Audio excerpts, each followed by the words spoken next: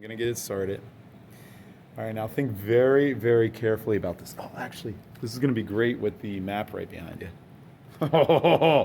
Oh, this is good stuff. All right, Mr. Wolf, how are you doing today? I'm doing good. Yourself? I'm doing fantastic. My very first question that I have for you: if an asteroid hits the Earth, what are my chances of survival? Your chances as a Millville teacher, if it hits anywhere near you, it's zero. Okay? That doesn't sound too Now, promising. no, but it really depends on size and speed. Okay. So the one that hit the dinosaurs is between 6 and 9 miles wide, right? If you wanted to kill everything, you need something 60 miles wide, right? About 10 times as big, right? Now, luckily, 60-mile wide asteroids are easy to see coming, not that you can get out of the way. And then it also depends, does it hit land or water, right? If it hits the water, it's going to vaporize a good chunk of it, which is going to cause some wacky weather. And obviously, it'll create the largest tsunami ever, so San Francisco is going to have a bad time. However, hitting the ocean, for as bad as that sounds, is way better than hitting the land. And the big part, other than, so let's just say it hits Australia, right? If it hits the land, the main thing that goes wrong is that it throws a bunch of dust into the air. That dust blocks a certain amount of the sun. You block enough of the sun, the earth cools down. You cool the earth down enough, you can't grow food, right? Because you cast yourself into a miniature ice age. And actually, this has happened not too long ago. In 1816, in Europe, Maine, and parts of Canada, a large volcano went off, which is a fraction of the destruction that an asteroid would cause, right? One of a significant size, right? Bigger than a football stadium, right? So one the size of a Volkswagen, destroys somebody's farm and nobody cares, right? But one the size of a football stadium, 6 miles, 9 miles, something like this, right? That is going to throw so much dust into the air that it's going to cause something like a 10 to 20 year winter, right? The one that happened in 1816 was just 1 year of no summer. It was just winter for 12 months, right?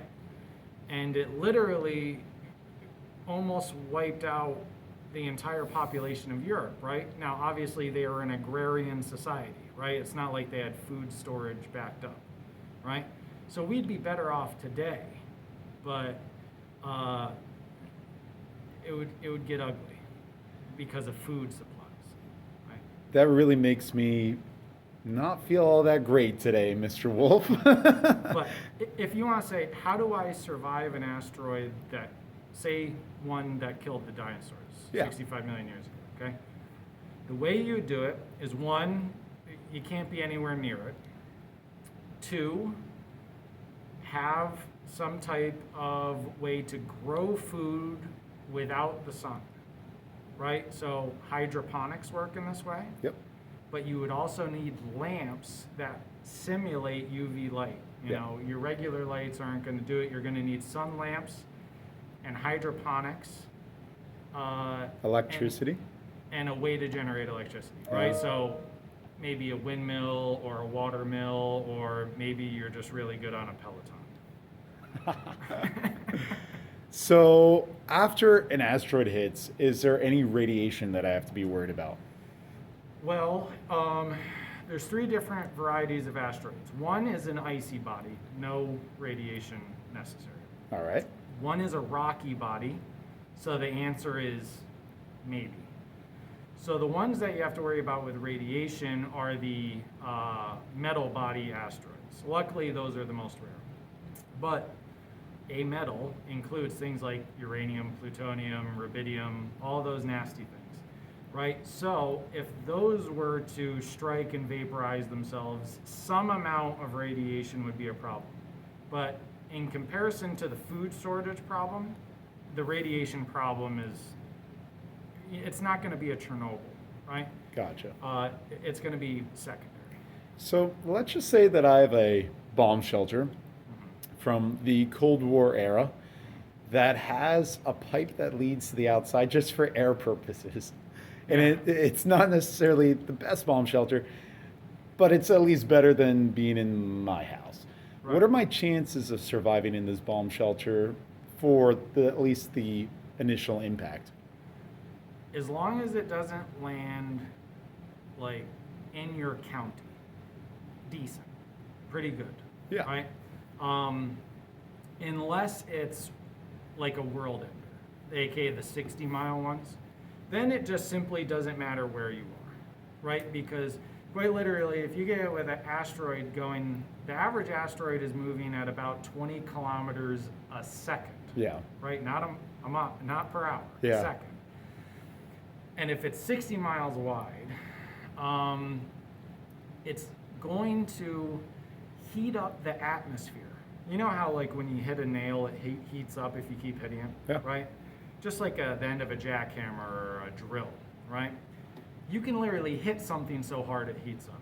Well, a 60-mile wide asteroid hitting the planet would heat up the air so high that it would be like being in a broiling oven for, well, it doesn't matter. Any amount of time in a broiling oven is enough to wipe out all of the life on the planet.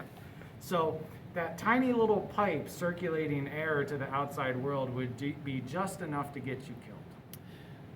Wow, that is terrifying. But luckily, those asteroids, at least in the asteroid belt, are pretty rare, right? Because Jupiter and the sun do you big favors. Because they're big, they have lots of gravity. Most of the asteroids in our atmosphere hit them and not us. And as a bonus, we also have the moon, which if you look at the surface, We have our isn't craters. exactly smooth. Yeah, it's our man in the moon. The moon helps a little bit more, but mostly you have Jupiter and the sun to thank. With our current technology, if anything were to approach, would we be able to save ourselves? If we could see it from far enough off, yes. Now, it's not going to be Bruce Willis Armageddon nuke it. Believe it or not, putting nukes inside of an asteroid is your worst possible scenario. It craves shrapnel, right? Right. You basically go from a missile to a shotgun blast, right? You actually make your job harder. Who would have thought Michael Bay got it wrong? Stunning, right? I know. Hollywood gets it wrong. Believe it or not, if you can see it from very far off, right? And if it's a big one, you should be able to, right?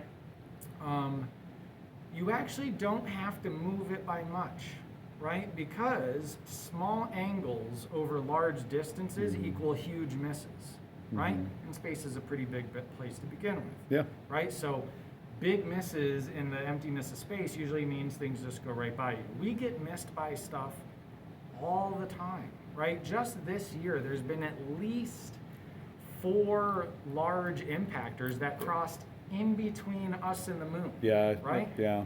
Now, the moon, you hear something like, oh, it was within, 500 kilometers of you. It's like, oh, that's super far away. It's like, well, in terms of space, it's actually right next door. Yeah. Right? The scary ones are the ones you don't see coming, right? And those ones are usually medium-sized, but extremely quick, right? Because not every place around the entire planet has the same type of detection, Yeah. right? Some countries have high detection, some countries have low. Satellites can't be pointed in every direction all the time. So it's the ones that sneak up on you. So if you could see it coming, you'd only have to nudge it a little bit without breaking it apart, and it should just completely miss you. Well, I'm going to leave my faith to Elon Musk or Jeff Bezos to help us out when we need it. Right. That's about where we're at. Well, Mr. Wolf, you are very insightful, one of the most intelligent people I've ever met. Thank you for your time. Thank you. I appreciate it.